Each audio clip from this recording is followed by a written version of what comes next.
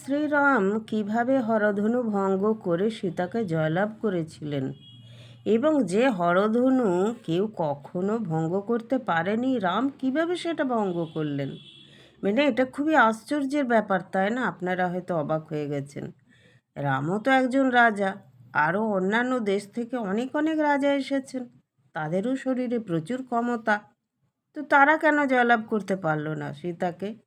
কেন তারা হরধনু ভঙ্গ করতে পারলো না? কি এমন এই হরধনু, কি জিনিস এটা, যেখানে বড় বড় তাবড়ো তাবড়ো রাজারা, রথী মহারথী, তারা কেউ পারল না? আসল কথা হলো এই হরধনু, এই যে ধনুকটি, এটি হলো ভগবান শিবের প্রদত্ত।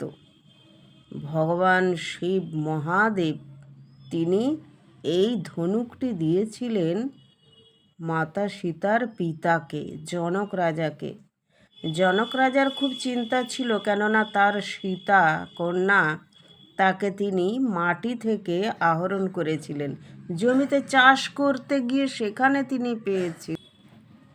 তো সেই জন্য তার অতি আদরের যে কন্যা সীতা, তাকে কিভাবে কোন পাত্রে তাকে পাত্রস্থ করবেন, এইটা তার মনের মধ্যে সব সময় একটা সংকোচ থাকত। তিনি চিন্তা করতেন তার অতি আদরের প্রথম কন্যা সীতাকে কার সাথে বিবাহ দেবেন। কিন্তু সবই তো বিধির বিধান, বিধির বিধানে সবই তো লেখা আছে না, যে কার সাথে কার বিয়ে হবে। আর সীতার সাথে বিবাহ হবে পরম প্রভু শ্রীরাম, মর্যাদা পুরুষোত্তম প্রভু শ্রীরামের সঙ্গে তার বিবাহ হবে। তিনি হবে শ্রীরামের সঙ্গিনী মাতা সীতা, যাকে একবার চোখে দেখার জন্য মানুষ অস্থির হয়ে থাকে। এই যে জনকনন্দিনী সীতা এতটাই আদরের ছিলেন তার পিতা মাতার কাছে। জনক রাজার আরও 3টি কন্যা ছিল, কিন্তু তার প্রথম কন্যা এবং বলা বাহুল্য পালিত কন্যা, তিনি তো তাকে পালনই করেছিলেন, তিনি তো তাকে কুড়িয়ে পেয়েছিলেন, তাই না? কিন্তু তিনি তাকে অত্যন্ত স্নেহ করতেন, আর তার এই দুশ্চিন্তার কারণেই স্বয়ং মহাদেব তিনি জানতেন যে তারই প্রভু শ্রী বিষ্ণুর এক অবতার প্রভু শ্রীরামের সঙ্গে বিবাহ হবে সীতা মাতার। তার একটা আদেশ দেয়া ছিল যে, জনক রাজা, তোমার কন্যা সীতা যখন যোগ্য হবে তখন তুমি সবাইকে ঢেড়া পিটিয়ে জানিয়ে দেবে, প্রত্যেকটি রাজ্যের রাজা রাজকুমার তারা এসে স্বয়ম্বর সভায় এসে যদি তারা এই হরধনুটি ভঙ্গ করতে পারে, ধনুকে টান দিতে পারে, তাহলে তার সাথেই কন্যা সীতার বিবাহ হবে। তো জনক রাজা এইটি জেনেই ছিলেন, হরধনু রাখা ছিল, কেউ কখনো হরধনু তুলতে পারত না, একমাত্র পারত সীতা। সীতা খুব ছোট থেকেই এই হরধনু তুলতে পারতেন, সেটা অনেকে অবাক হয়ে যেত। তো তারপর সমস্ত দেশের রাজারা এসেছিলেন, এমনকি লঙ্কার রাজা রাবণও এসেছিলেন।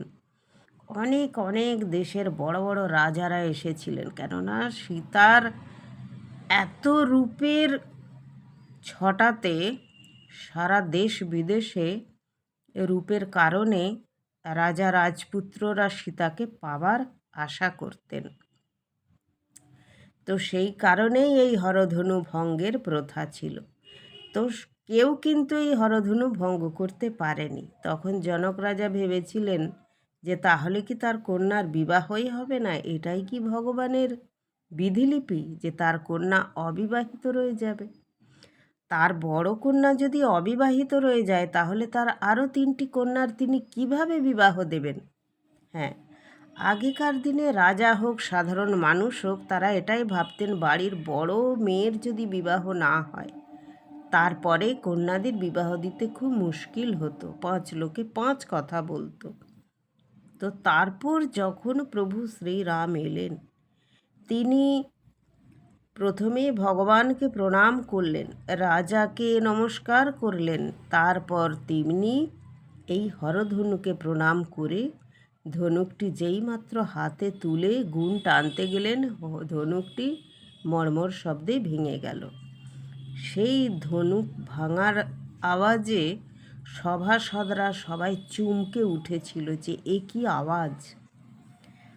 আমরা তো এত বড় বড় রাজা মহারাজা, আমরা এত চেষ্টা করলাম, আমরা তুলতেই পারলাম না। সেখানে প্রভু শ্রীরাম একবার মাত্র বাঁ হাতে করে এটি তুলে ফেললেন। আসল হলো এটা নিরহংকারের প্রতীক। যে শরীরের সমস্ত শক্তি দিয়েই হরধনু তোলার চেষ্টা করবে, সে পারবে না। একমাত্র সেই ব্যক্তি পারবে যার মনে কোনো ক্ষোভ নেই, অনুশোচনা নেই, তার মনে কোনো রাগ নেই, বিদ্বেষ নেই, হিংসা নেই। সেই ব্যক্তি একমাত্র এই হরধনু ভঙ্গ করতে পারবে। তাহলে বুঝতে পেরেছেন প্রভু শ্রীরাম কেমন ছিল? তাই জন্যে মানুষ বলতো না যে রাম রাজত্বে বাস করছিস।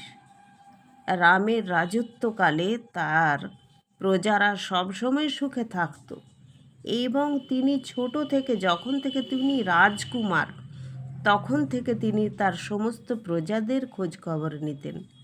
তাই অযোধ্যার প্রত্যেকটি নাগরিক চাইতো যে দশরথের পর যেন শ্রীরামই রাজা হন। কিন্তু বিধিবাম তা তো হলো না। তো সে ঘটনাও আপনারা জানেন। তো আর যদি না জানেন তাহলে আমি আবার এর পরের পর্বে সেই ঘটনা আপনাদের তুলে ধরব। রামায়ণ মহাভারত আমাদের মহাকাব্য, এবং এর প্রত্যেকটি কাহিনী অতি মনোরঞ্জন করে, আমাদের মনে ভক্তি ও ভাবের উদ্রেক করে। আমরা আমাদের মহাকাব্য যদি না পড়ি, না জানি, তাহলে আমরা মানুষে কি করলাম? আমরা কি শুধু খেতে আর ঘুমোতে এসেছি? তা নয়। আমরা সনাতনী, আমরা হিন্দু। আমরা আমাদের ধর্ম নিয়ে পড়াশোনা করব, ধর্ম সম্বন্ধে জানব। আমাদের মনের মধ্যে ভক্তি ভাবের উদ্রেক হতে হবে, এবং আমাদের সনাতনী ধর্ম কি, কোন কোন গ্রন্থে কোন কোন পাঠ আছে, কোন কোন রাজা রাজরা তাদের কাহিনী আছে, ভগবান ভগবদ্গীতায় কি বলেছেন, অর্জুনকে কি উপদেশ দিয়েছেন, সেগুলোও আমাদের জানতে হবে। বলে না, অতি দর্পে হত লঙ্কা। রাবণের অতিরিক্ত অহংকার ছিল। সে ভেবেছিল সে শশাগরা পৃথিবীর অধিপতি একমাত্র সে। সে যখন এসেছে এই জনক রাজার রাজ্যে স্বয়ম্বর সভায়, একমাত্র সেই পারবেই হরধনু ভঙ্গ করতে। কিন্তু না, অতি দর্পে রাবণ হত। অতিরিক্ত অহংকার করে কেউ কোনোদিন কোনো কাজ করতে পারে না। তাই অহংকার না করে, মনের মধ্যে রাগ বিদ্বেষ না পুষে রেখে, মনের মধ্যে ভক্তির সঞ্চার করে প্রভুর নাম নিয়ে আমাদের এগিয়ে যেতে হবে। সবাই বলে যাবেন, জয় সীতারাম, রাধে রাধে, হরে কৃষ্ণ।